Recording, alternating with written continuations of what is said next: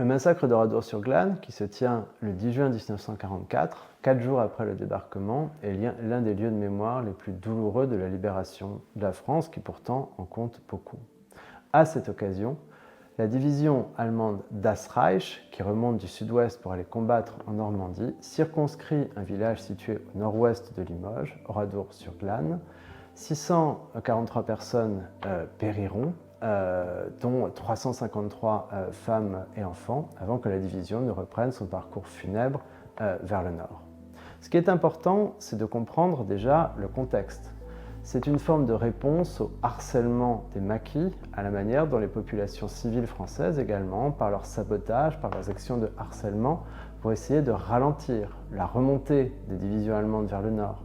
C'est aussi une manière d'illustrer le rôle que les résistances intérieures vont jouer dans la libération du pays.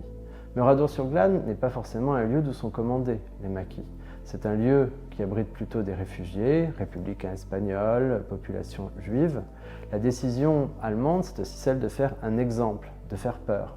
Il y a une planification du massacre, une organisation, une volonté également de dissimuler les cadavres, en les brûlant. Cette division, Das Reich, elle a essentiellement combattu à l'Est et pratiqué une guerre irrégulière, absolue, n'épargnant évidemment absolument pas les populations civiles, n'hésitant pas à faire preuve de barbarie et de sauvagerie.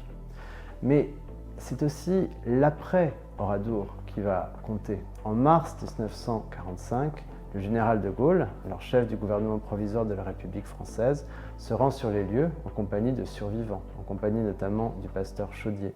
C'est à cette époque qu'il déclare « Il nous appartient, indépendamment de toute sécurité générale, de faire justice et d'empêcher le renouvellement de tels crimes ».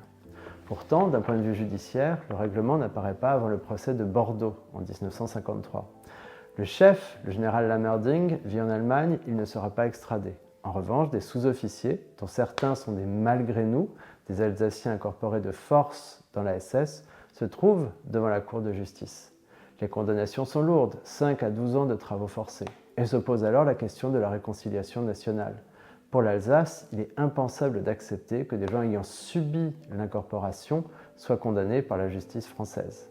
Après réflexion, le président de la République décide de les amnistier.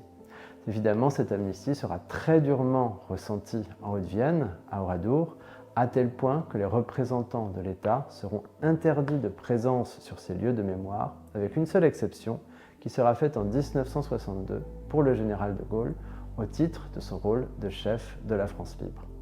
Le dernier responsable militaire allemand, Heinz Barth, sera condamné, lui, par la justice est-allemande en 1983 et incarcéré jusqu'en 1997, 2 ans avant qu'en 1999, un centre de mémoire soit inauguré à Oradour-sur-Glane par Jacques Chirac.